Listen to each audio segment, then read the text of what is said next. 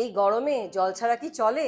জল তো দরকারি, সবসময় আমাদের কিন্তু হাইড্রেট রাখতে হবে এই গরমে নিজেদের। হাই ফ্রেন্ডস, সঙ্গীতের হেসেলে তোমাদের সবাইকে স্বাগত। সেই জলটার সাথে যদি কিছু হেলদি অপশন আমরা অ্যাড করতে পারি, দেখতে পাচ্ছ অনেক কিছু নিয়ে বসে আছি আজ, তাহলে কিন্তু সেটার আর তুলনা হয় না। তো চলো ভিডিওটা এখান থেকেই শুরু করছি আজ আমি বানাবো 3টে ম্যাজিক্যাল ড্রিঙ্কস, কিন্তু এই গরমের জন্য অনেক কিছুই নিয়েছি টেবিলে, আর ড্রিঙ্কসগুলো বানাতে বানাতেই সেগুলো কিন্তু এক্সপ্লেন করব।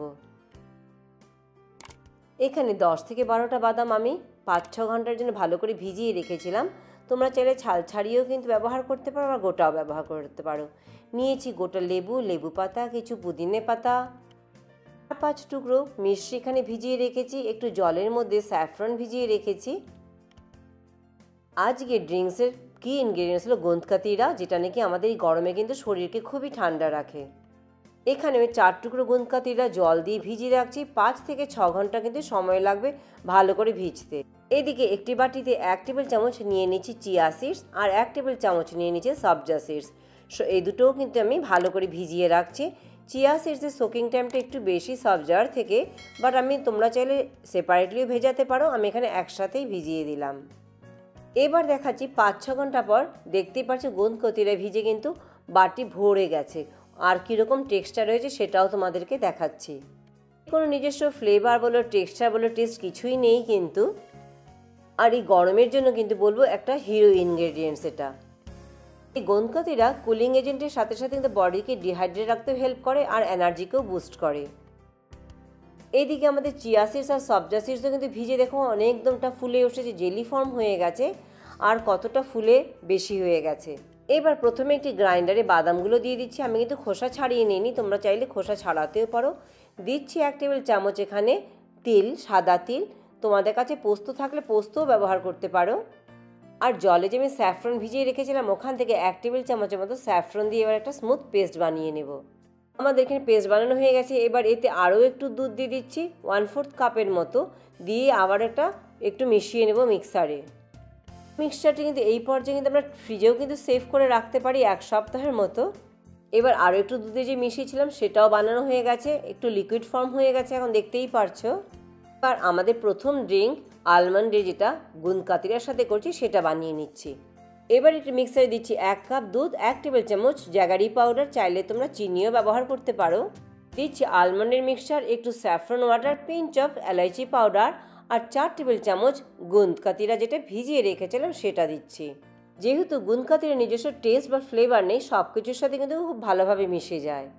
এবার সার্ভিং গ্লাসে দিচ্ছি 2টো আইস কিউব, আর দিয়ে দিচ্ছি 2 টেবিল চামচ সবজা চিয়া সিডস যেটা ভিজিয়ে রেখেছিলাম। তার উপরে দিয়ে দিলাম এবার আলমন্ডের ড্রিঙ্ক যেটা বানিয়ে নিয়েছিলাম, সেটা এবার ঢেলে দিচ্ছি। এতে একটু মিশিয়ে দিচ্ছি, তারপর চলো গার্নিশ করে দিচ্ছি। অন্য বাদাম কুচি আর পেস্তা কুচি দিয়ে, আর উপরে একটুখানি স্যাফরন ওয়াটার যেটা বেঁচে আছে সেটা একটু ছড়িয়ে দিচ্ছি। ঠান্ডা ঠান্ডা হেলদি গোন্দকাতিরা দিয়ে বাদামের শরবত কিন্তু আমাদের তৈরি হয়ে গেল সার্ভ করবার জন্য। তাই এরকম হেলদি সামার ড্রিঙ্ক পেলে কে না খুশি হবে বলো? জাস্ট বানিয়েও খেয়ে দেখো, সবাইকে খাইও, সবাই খুশি হবে কিন্তু। অ্যামেজিং। এখানে একটু বাউলে নিয়ে নিচ্ছি 1 গ্লাস ঠান্ডা জল, ফ্রিজের জল, আর কিছু টুকরো মিশ্রি ভিজিয়ে রেখেছিলাম, সেই মিশ্রির জল এবার এতে দিয়ে দিচ্ছি। মিশ্রিতে কিন্তু শরীর আর পেট কিন্তু ঠান্ডা রাখে। মিশ্রি না থাকলে তোমরা চিনিও ব্যবহার করতে পারো। এবার এতে দিয়ে দিচ্ছি 1/2 চা চামচের মতো কালো লবণ, যেটা বিট নুন বলি আমরা। দিয়ে দিচ্ছি 1/2 লেবুর রস এখানে, বাট লেবুর রস কিন্তু তোমরা কম বেশি নিজেদের স্বাদ অনুযায়ী কিন্তু লবণ, লেবু, চিনি সব কিছু কিন্তু তোমরা নিজেদের স্বাদ অনুযায়ী অ্যাডজাস্ট করে নেবে। কয়েকটি লেবু পাতা ছিঁড়ে দিয়ে দিচ্ছি এতে, আর দেব 3 টেবিল চামচ গোন্দকাতিরা যেটা ভিজিয়ে রেখেছিলাম। খুবই সহজ, খুবই ঝটপট হয়ে যাওয়া, খুবই হেলদি, আর কিন্তু এই গরমের জন্য একদম পারফেক্ট একটি লেবুর শরবত, যেটা আমরা জেনারেলি কিন্তু সবসময় বানিয়ে থাকি। চাইলে আইস কিউবের সাথেও পরিবেশন করতে পারো, সার্ভ করতে পারো। আবার অলরেডি কিন্তু ঠান্ডা ফ্রিজের জল ব্যবহার করেছিলাম, তাই আইস কিউব ছাড়াও কিন্তু আমরা সার্ভ করতে পারো। লেবুর শরবত অনেক যুগ ধরে কিন্তু চলে আসছে, জেনারেলি আমরা এই শরবতই কিন্তু খেয়ে থাকি গরমের সময়। সেই শরবতই সামান্য টুইস্ট দিয়ে বানিয়েছি, বানিয়ে তোমরা খেয়ে দেখো। এবার জানাতে যাচ্ছি একটু টুইস্টের সাথে মশালা লস্যি। তার জন্য নিয়ে নিচ্ছি 1 কাপ দই আর 1 কাপ জল দিচ্ছি এখানে, ফ্রিজের ঠান্ডা জলই কিন্তু ব্যবহার করলাম। দিচ্ছি 3 টেবিল চামচ ভিজিয়ে রাখা সেই গোন্দকাতিরা। ফ্লেভারের জন্য দেব 5 থেকে 6টা পুদিনে পাতা।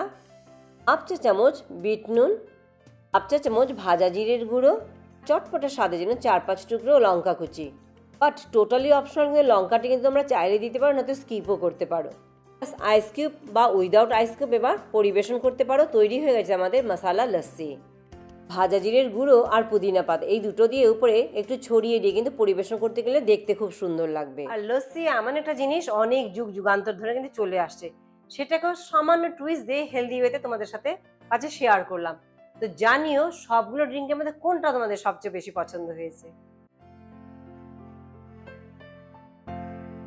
তো আজ আমি ভিডিওটা এখানেই শেষ করছি। ভালো লাগলে লাইক, শেয়ার, সাবস্ক্রাইব করতে একদম ভুলো না। পরে আবার অন্য কোনো ভিডিও নিয়ে চলে আসবো। সবাই ভালো থেকো, চলো বাই বাই। দারুণ রিফ্রেশিং কিন্তু।